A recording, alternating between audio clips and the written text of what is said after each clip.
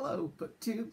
Merry Christmas or Happy Holidays, whatever holiday you're celebrating, maybe even an early Happy New Year's. So I'm here to show you my books that I just opened today. I've mentioned before, my husband and I have a tradition since it's just us and we both know what we want. We order books starting in late October and just don't open them until Christmas morning. Well, I opened them last night actually.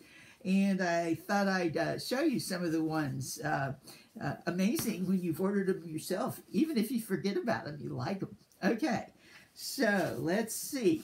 This is the end of my parasiting of Steve Donoghue's best book list. So I'm going to save those to last. They're the very best.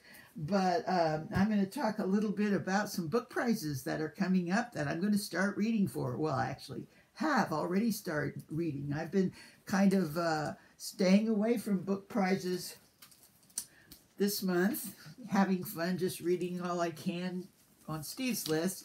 But we got a big one. The Costa is coming up. January 7th, I believe, is the first announcement where they announce the different category winners.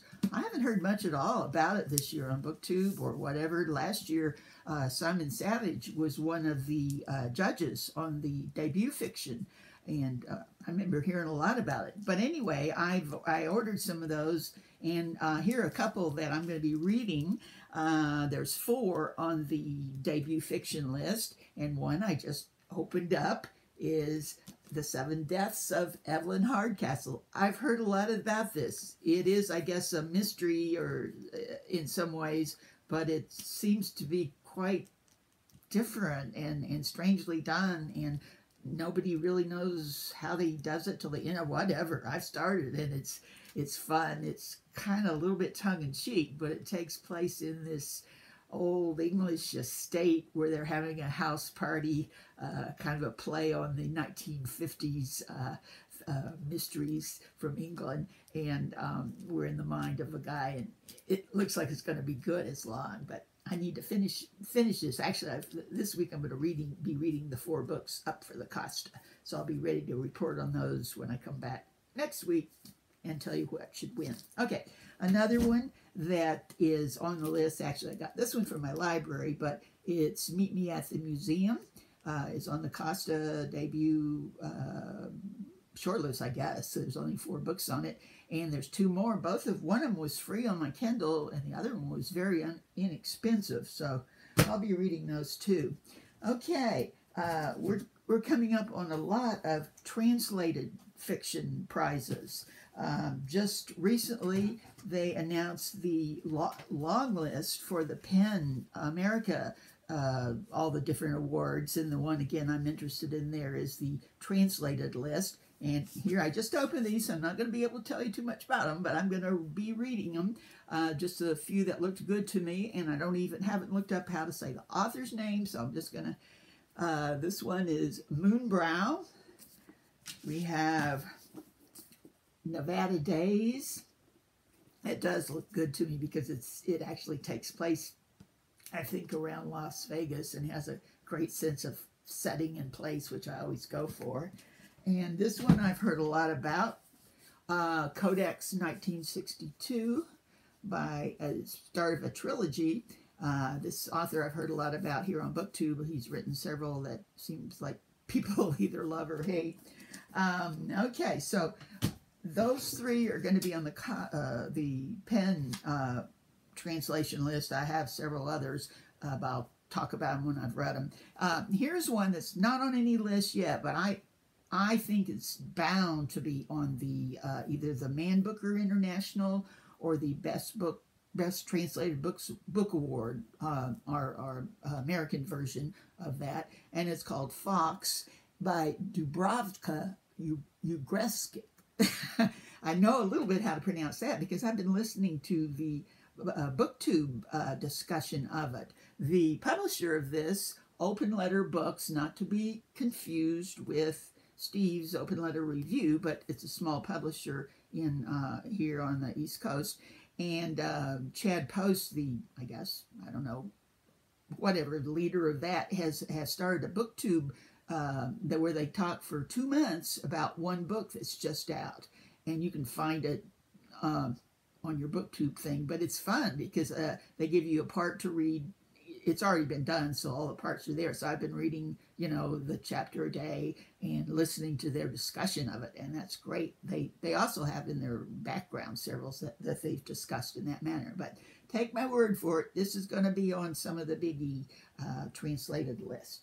Okay, what have I got here? I think we're down to the good stuff. Okay, first of all, well, not quite. I just show this. I got Middle England from Book Depository just because I like Jonathan Coe's other books, and this is supposed to be sort of in the times, the Brexit mentality, and I just love anything English.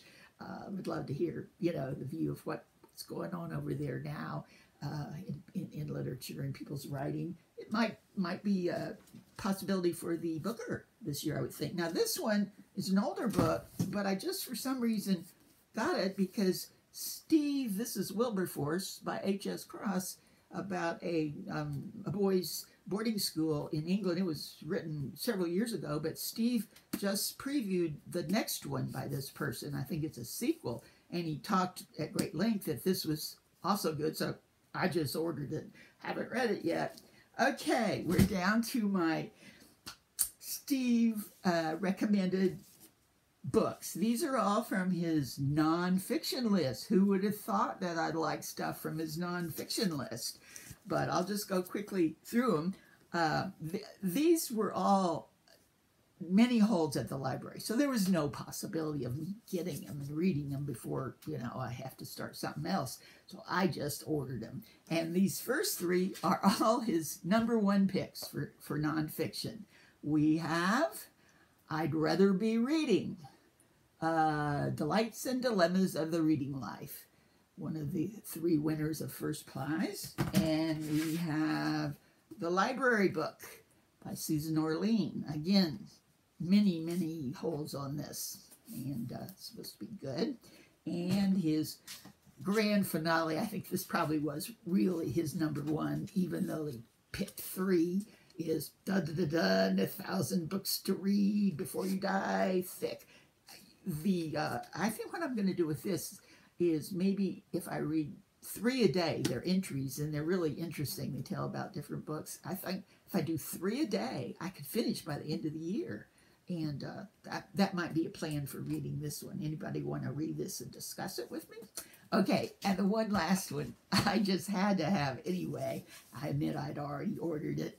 This is on Steve Donoghue's best nonfiction list. It's about knitting. It's called The Curse of the Boyfriend Sweater. Now, actually, it's essays about different crafting and the joy of crafting. As you all know, I'm quite the crafter.